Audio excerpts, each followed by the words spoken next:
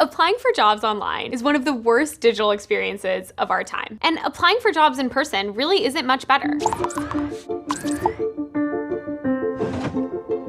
Hiring as we know it is broken on many fronts. It's a terrible experience for people. About 75% of people who applied to jobs using various methods in the past year said they never heard anything back from the employer. And at the company level, it's not much better. 46% of people get fired or quit within the first year of starting their jobs. Pretty mind-blowing. It's also bad for the economy.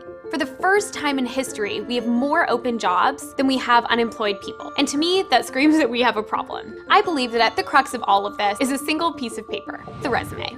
A resume definitely has some useful pieces in it. What roles people have had, computer skills, what languages they speak. But what it misses is what they have the potential to do that they might not have had the opportunity to do in the past. And with such a quickly changing economy where jobs are coming online that might require skills that nobody has, if we only look at what someone has done in the past, we're not going to be able to match people to the jobs of the future. So this is where I think technology can be really helpful. You've probably seen that algorithms have gotten pretty good at matching people to things. But what if we could use that same technology to actually help us find jobs that we're really well suited for? But I know what you're thinking. Algorithms picking your next job sounds a little bit scary. But there is one thing that has been shown to be really predictive of someone's future success in a job, and that's what's called a multi-measure test. Multi-measure tests really aren't anything new, but they used to be really expensive and require a PhD sitting across from you and answering lots of questions and writing reports.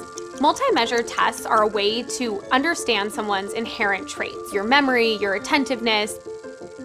What if we could take multi-measure tests and make them scalable and accessible and provide data to employers about really what the traits are of someone who can make them a good fit for a job? This all sounds abstract. Let's try one of the games together. You're about to see a flashing circle, and your job is going to be to clap when the circle is red and do nothing when it's green.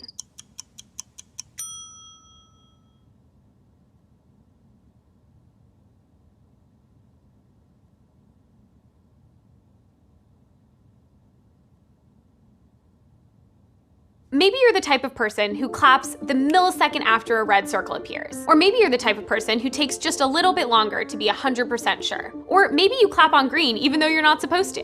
The cool thing here is that this isn't like a standardized test where some people are employable and some people aren't. Instead, it's about understanding the fit between your characteristics and what would make you good at a certain job. We found that if you clap late on red and you never clap on the green, you might be high in attentiveness and high in restraint. People in that quadrant tend to be great students, great test takers, great at project management or accounting. But if you clap immediately on red and sometimes clap on green, that might mean that you're more impulsive and creative.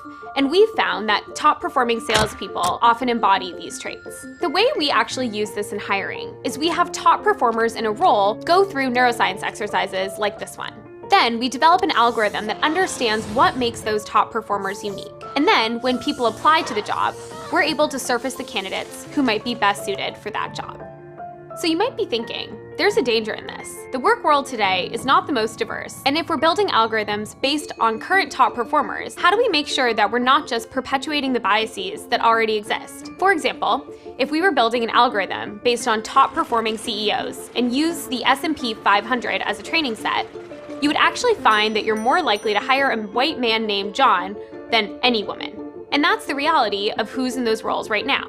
But technology actually poses a really interesting opportunity. We can create algorithms that are more equitable and more fair than human beings have ever been. Every algorithm that we put into production has been pre-tested to ensure that it doesn't favor any gender or ethnicity. And if there's any population that's being over-favored, we can actually alter the algorithm until that's no longer true.